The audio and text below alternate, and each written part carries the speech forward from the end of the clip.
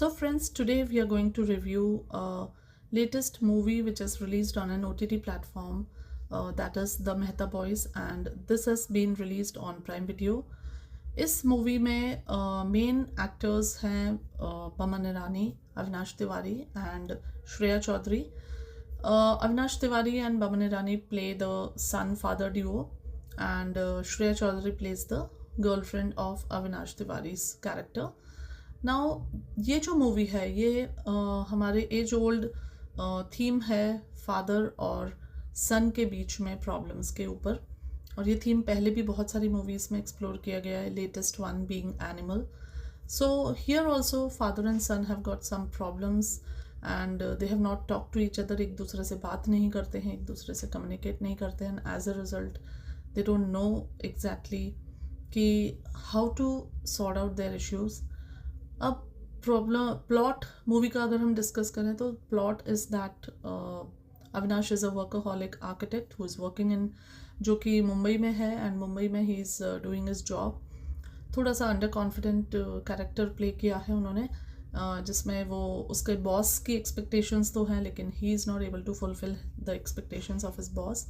And then his mother dies, and so he returns to his hometown, and hometown में जहाँ पे उसका parental house है, his sister is there, Anu, and his father is there.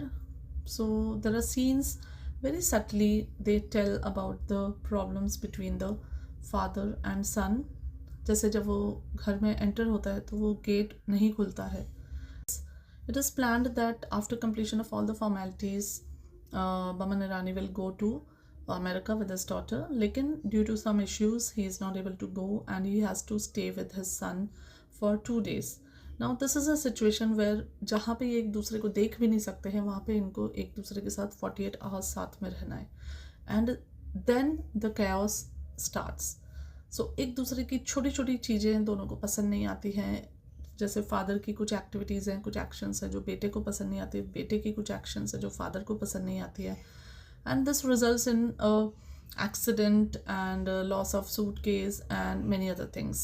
Fall of their जो उनके उसके बेटे की जो छत है वो गिर जाती है. So these are small things जिसमें दिखाया गया है कि उनके बीच के झगड़े बढ़ते जा रहे हैं, और एक समय ऐसा आता है जब it reaches its climax. The main scene I'll say of this movie is when in the hospital he says कि मैं बच्चा हूँ या वो बच्चे हैं. तो ये इस चीज़ से काफ़ी लोग रिलेट कर सकते हैं कि when you have old parents to take care of, then many a times उनकी जो बातें होती हैं आपको लगता है ये बच्चे जैसी बातें कर रहे हैं, मतलब they have to be understandable, they have to be समझदार, और ये इस तरीके से बिहेव कर रहे हैं बच्चे जैसे. So this is a very very poignant point of that movie. Father की तरफ से एक डायलॉग आता है कि इस चीज़ के लिए तू मुंबई आया था, इस चीज़ के लिए तू घर छोड़कर मुंबई आया, ना तेरा घर अच्छा है, ना तेरी गाड़ी अच्छी है, और ना तेरा जॉब में तू कुछ कर पा रहा है. And that is where it hits him, that is where he gets drunk and he thinks and then he realises what he wants. एंड अगले दिन जाके वो अपनी मीटिंग में जो कभी नहीं बोल पाता था लड़का, वो जाके अपना स्टैंड लेता है. ही proves what his drawings say, he proves the points of architecture to the seniors and he wins that conversation. So ये एक बहुत रोचक मोड़ है इस मूवी का, और ये बहुत डिसिसिव मोड़ है इस मूवी का.